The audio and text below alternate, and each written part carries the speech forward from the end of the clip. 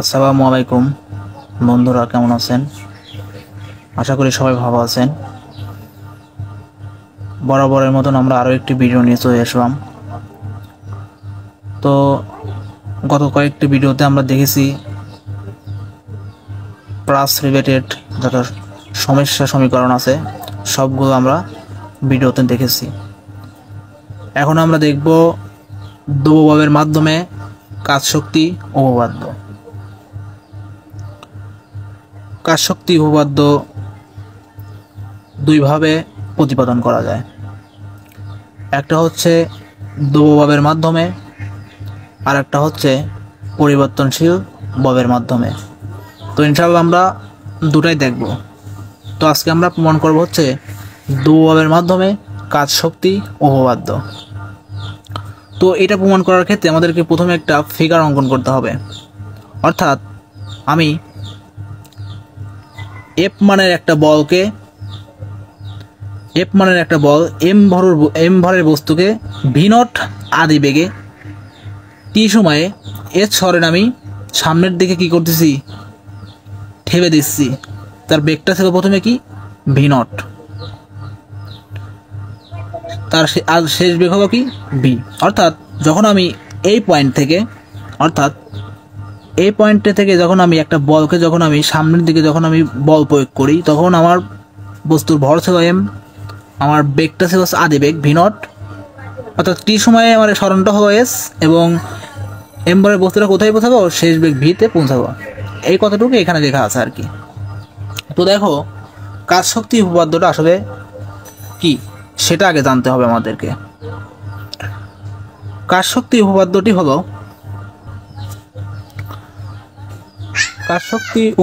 হলো যে পরিমাণ কাজ বস্তুটির উপর করা হয় তা বস্তুটির গতিশক্তি বাড়ায় বা কমায়। এটার নিউটনের গতিসূত্র শক্তির ধারণার মধ্যেও সম্পর্ক স্থাপন করে। অর্থাৎ বুঝলাম না, তাই তো? আসল কথা হচ্ছে কি, আমরা গতিশক্তির পরিবর্তন বের করব। অর্থাৎ ডাব্লু সমান সমান কি হবে, গতিশক্তির পরিবর্তন। আর গতিশক্তির পরিবর্তন কি হবে, সেটা হচ্ছে শেষ গতিশক্তি অথবা আদি গতিশক্তি, এটাই কিন্তু দাঁড়াবে। অর্থাৎ কাজ শক্তি উপপাদ্য এটাই, যেটা হচ্ছে বস্তু কাজের কি হবে, গতিশক্তির পরিবর্তন বোঝাবে আর কি। তো এটা প্রমাণ করার ক্ষেত্রে আমরা প্রথমে কি করতে পারি? তো ছোটবেলায় কিন্তু আমরা একমাত্রিক কণার ক্ষেত্রে আমরা কিন্তু একটা সমীকরণ পড়েছি। সেটা কি, সেটা হচ্ছে, আচ্ছা আমরা সূত্রটা পড়ে যাই। আসলে আমরা কাজ সম্পর্কে আসলে আর কি জানি,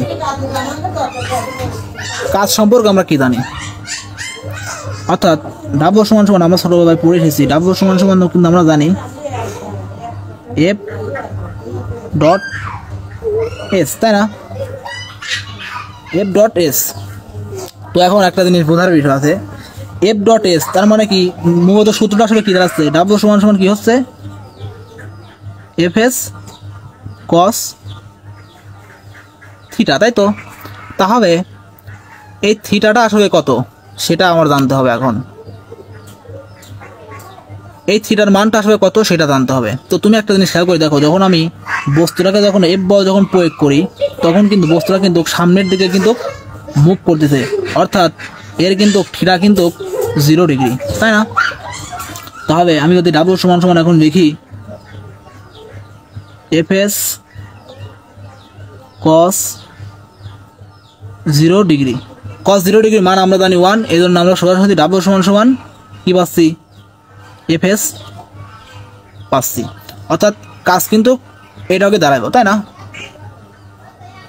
তো এখন এফ সমান সমান আমরা কি জানি, আমরা কিন্তু নিউটনের দ্বিতীয় সূত্র থেকে আমরা জানি যে ভরবেগের পরিবর্তনের হার উহার উপর প্রযুক্ত বলের সমানুপাতিক। আমরা এটা থেকে কিন্তু এই সূত্রটা দাঁড় করাতে পারি। সেটা কি, এফ সমান সমান কি দাঁড় করাতে পারি, এম এ, তাই না? আমরা কিন্তু এই সূত্রটা কিন্তু দাঁড় করাতে পারি। তবে আমরা যদি এখন ডাব্লু সমান সমান মধ্যে আমরা দেখি,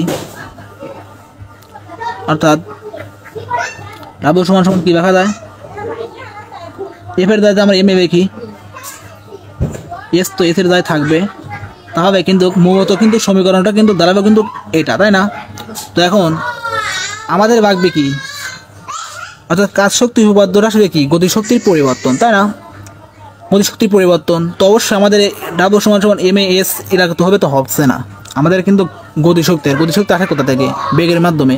তো অবশ্যই আমরা বেগ রিলেটেড বিষয়ে এখন কি যেতে হবে। এজন্য আমরা কি করতে পারি, ছোটভাবে আমরা একটা সূত্র পড়ে এসেছি। সেটা কি, সেটা সূত্রটা হচ্ছে ভি স্কোয়ার সমান সমান আমরা জানি V not square plus 2a(s). এখন দেখো তো তারই এটা সমান আমরা এখন কি লিখতে পারি, ভি স্কোয়ার প্লাস এটা সমান সমান দেখা যায়। এখন দেখো আমরা কিন্তু এই পয়েন্টটা যদি আমরা সামনের দিকে নিয়ে আসি, অর্থাৎ এই পয়েন্টটা যদি আমরা এই দিকে নিয়ে আসি, তাহলে এই সমান সমান কী থাকে, অর্থাৎ 2 সমান সমান এইরকমভাবে দেখা যায় 2a(s) সমান সমান দেখা যায় V square minus v not square, তাই না? এটা কিন্তু দেখায়। তাহলে আলটিমেটলি আমার কিন্তু লাগবে হচ্ছে এস এর মানটুকু লাগবে, অর্থাৎ এইটুকের মান আমার লাগবে। তাহলে আমি এস টুকু রেখে বাদ বাকিটুকু আমি ভাগাকার করে দিই, অর্থাৎ V square minus v not square এই টুটা ডিভাইডেড আকারে চলে গেল। তাহলে কিন্তু আলটিমেটলি সূত্রটা কিন্তু এইভাবে দাঁড়াচ্ছে, তাই না? তাহলে জাস্ট এখন তো হয়ে গেল। এখন যদি ডাব্লুর দ্বারা যদি আমরা এটা বসিয়ে দিই, অর্থাৎ ডাব্লু সমান সমান কী হচ্ছে দাবি, ডাব্লু সমান সমান কী পাইছি, এম এ এস, তাই না? M A S. তাহলে আমি এ এস এর জায়গায় কিন্তু এটুকু কিন্তু বসিয়ে দিতে পারি। তাহলে লেখো তো কী হচ্ছে, এম তো এম এর জায়গায় থাকবে, তাহলে এ এস এর জায়গায় আমরা কী পেলাম, এ এস এর জায়গায় আমরা কী পেলাম, v square minus v not square divided by কি 2, তাই না? তাহলে ভি স্কোয়ার থাকতেছে minus v not square by কি 2।